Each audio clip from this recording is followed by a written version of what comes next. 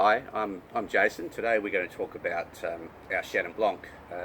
We've been making Chenin here since the early 1980s. It's a variety that is well suited to this sort of warm region where we are. We first planted Chenin Blanc on our Carabooda vineyard, I think it was about 1982, 1983. And then we did another planting about 15 years ago. So we've got two little blocks of Chenin grown on our Carabooda site. It's really sandy soils up there, but it's pretty close to the ocean. So even though it's quite warm, we get those really nice sea breezes in the afternoon. And that really helps retain the natural acidity of Chenin Blanc. The other great thing about Chenin up here is that you can pick it a little bit greener if you want, and you can make a sparkling wine, or you can pick it a little bit riper, and we make a dry white. The two little blocks we've got I actually try to keep separate. So generally speaking, I'll pick the older block first, and that generally will all go into the Chenin. And the second block a little bit greener, and that tends to make up most of the blend that goes into the Lorenzo, our sparkling Chenin Blanc. It's a little bit lighter, a little bit greener.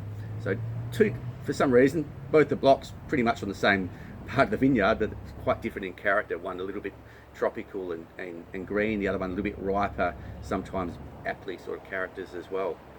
As I was saying, Chenin in this part of the world, I guess the Swan Valley, which is a little bit to the east of us, does age really well. That natural acidity is really important. So we actually sell in 2018 now. So it's been in the bottle for a couple of years. It's probably lost a little bit of its upfront tropical flavours it had as a youngster, but now it's started to develop some really nice sort of honey characters. We've always purposely tried to make a dry style. We don't like too much residual sugar in there. A lot of people do get confused. They think they're just going to get a sweet little lolly bomb, but we tend to try to make it a little bit more seriously in the winery. Nice and dry, nice and fresh, and lots of nice natural acidity, so it ages very well. So it ages well. And I guess the Swan Valley has a bit of a reputation of doing that, and we've tried to keep that sort of style going. Some guys use a little bit of oak in it. Some guys, like I said, a little bit of sugar.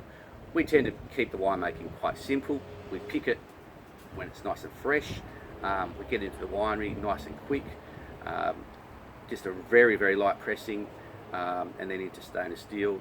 I mean, generally not in a big hurry to bottle it. I like to see it sitting on its lees for a couple of months, just to, again, soften the palate out. So this year's vintage is looking really good. It's still in tank, hasn't been cleaned up or anything just yet. We'll probably look at doing that in the next couple of weeks and getting it ready for bottling.